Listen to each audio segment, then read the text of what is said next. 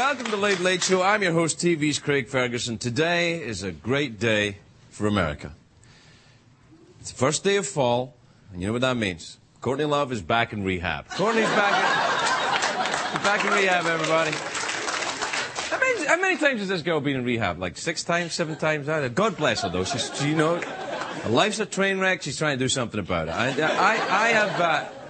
No, it's true. I've been sober 13 and a half years. It's true. It's true. Oh, funny to you. Thanks very much. Sober. Oh, you should have seen me when I was a blackout drunk. You'd have been hysterical. I ended up in rehab after a series of unfortunate events involving policemen and nothing to do with Lemony Snicket. Now, alcoholism is a disease, right? And I think it's fun to laugh at a drunk, I admit. But when do you stop laughing? I think it's somewhere between Arthur and Arthur 2. You know what I mean? That's when you stop, like, it's like, what's it like to be rich? It doesn't suck, Arthur. To, I wish I was rich, so I didn't have to make this film. Arthur 2. See what I'm saying? Yes, it stops being funny. I went to rehab in southern England. I had very romantic illusions about what it was going to be like. I thought it'd be like a Merchant Ivory film or something. I would, hack consumptively into a lace hanky and write poems in the shade of a willow tree while, English ladies wept about the tragedy of my dipsomania. And it was England. I thought it'd be lovely. It was England. I thought we'll have high tea. You get regular tea, you don't get high tea. It was rehab. You can't get high. The rehab I went to, like most rehabs, it's very diverse. They take anybody.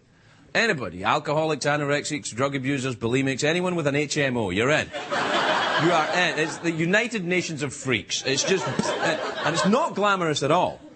It was not... the place I went wasn't like some fancy Malibu celebrity drunk tank, my friends.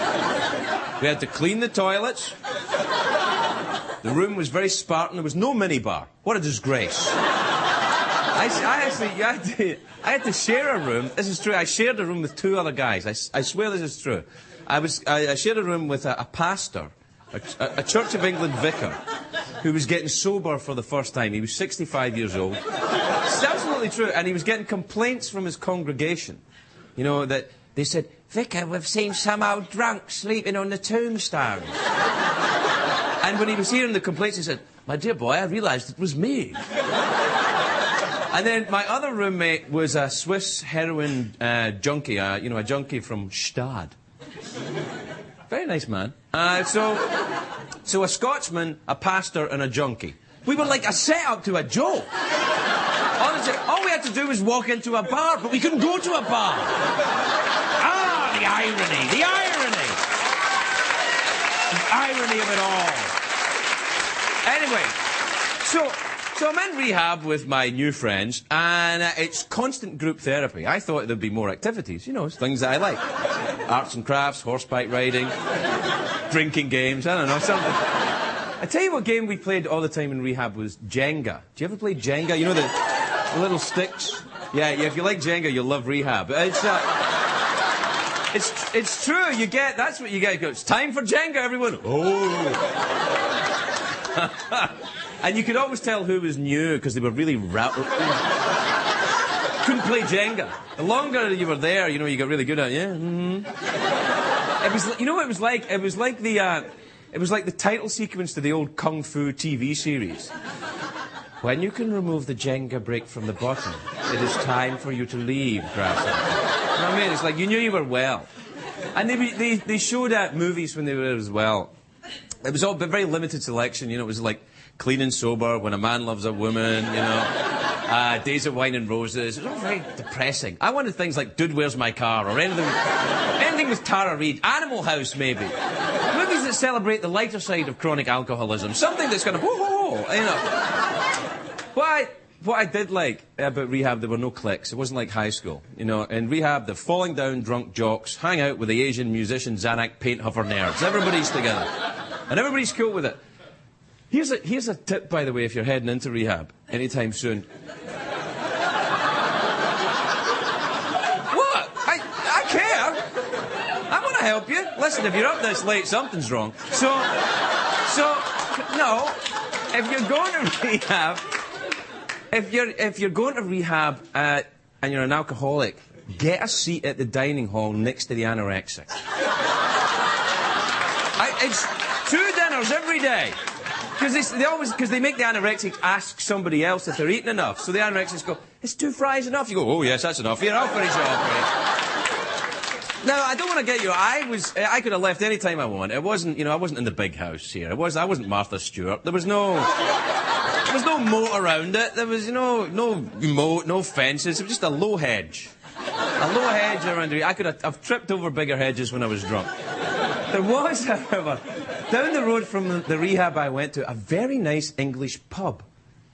Just down the road. And my dad used to go there and have a pint before he came to visit me. Ooh, the irony again. Very nice pub it was. One visiting day, this is absolutely true, I swear this happened. We're in rehab, and it's all the anorexics, alcoholics, everybody all shuffling.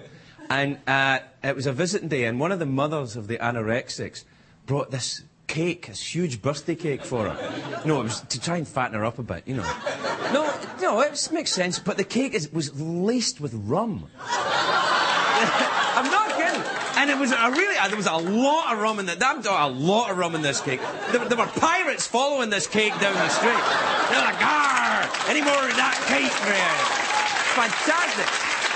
And of course, she brings it into the rehab party for the anorexic girl who's not interested in the cake at all, but all the alcoholics are going, "I really love that cake." Yeah. "Oh, it's a delicious cake, Mrs. Henderson." So you can have your cake and drink it, apparently. I was looked after by great people, though, just lovely people.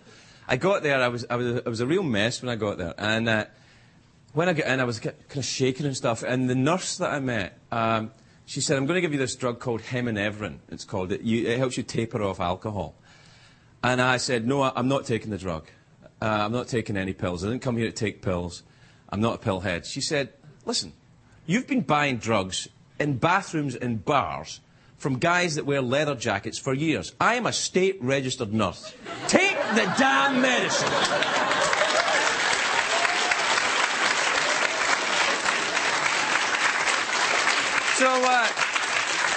So I gave her $60 and I took 2 grams. Anyway,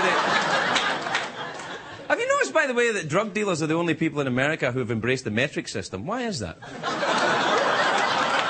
Why is that? It's a good way to screw with people that way. Americans don't know what the metric system is. "Oh, what's a kilo, dude?" "Oh, it's hundreds of milligrams." "What? Great, how much money do you want?" I'm going out on a limb here. Anyone that uses the metric system, not to be trusted. Drug dealers and the French, I rest my case. And the Canadians.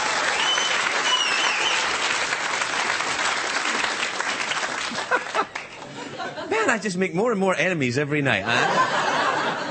One thing I did notice when you get sober, when you go to a restaurant and you don't drink, I can't believe how cheap it was to go out at night.